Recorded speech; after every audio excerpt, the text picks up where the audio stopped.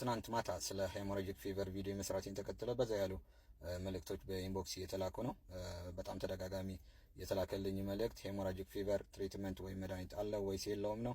ለአጭር ጥያቄያችሁ አጭር መልስ ሄሞራጂክ ፊቨር ትሪትመንት ወይም መድኃኒት የለውም። ይህንን የሚሆነው ሄሞራጂክ ፊቨር አንድ በሽታ ስላልሆነ ነው።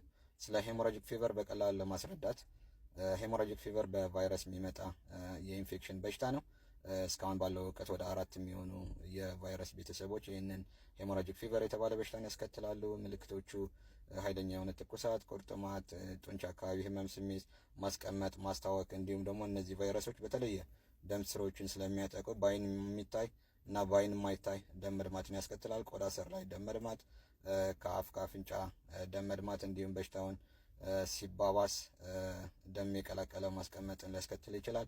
ሳይታከም ወይም ሕክምና ሳያገኝ አንድ ሰው ለተወሰነ ቀናት ከቆየ ደግሞ የኩላሊት መድከም፣ የጉበት መድከም እንዲሁም ወደ ሾክ ሊያደርስ ይችላል። እንዲሁም ለሞት ሊዳርግ ይችላል። ይህንን በሽታ እንዴት ይተላለፋል የሚለውን ነገር ከሰው ወደ ሰው ሊተላለፍ ይችላል በተለያዩ ፈሳሾች ንክኪ፣ እንዲሁም ከእንስሳት ወደ ሰው በቀጥታ ስጋቸውን ወይም የሰውነታቸውን ፈሳሽ ጋር ንክኪ ካለ፣ እንዲሁም በተለያዩ ነፍሳት እንደ ቢምቢ እንደ ቁንጫ የመሳሰሉ ነገሮችን እነዚህ ኢንፌክትድ የሆኑ አኒማሎችን ነክሰው ወደ ሰው ልጅ ማስተላለፍ ይችላሉ።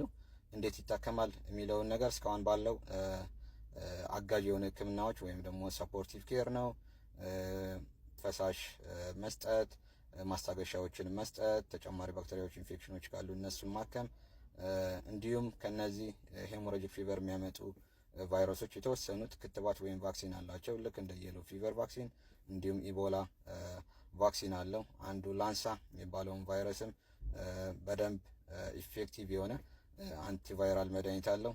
ኢትዮጵያ ላይ ያለውን አዲሱ የሄሞራጂክ ፊቨር በሽታ ወይም ወረርሽኝ ገና መንስኤው በግልጽ አልታወቀም። ጥንቃቄዎችን እንድናረግ ይመከራል። በየጊዜው የሚወጡ አዳዲስ መረጃዎችን ይዤ እመለሳለሁ።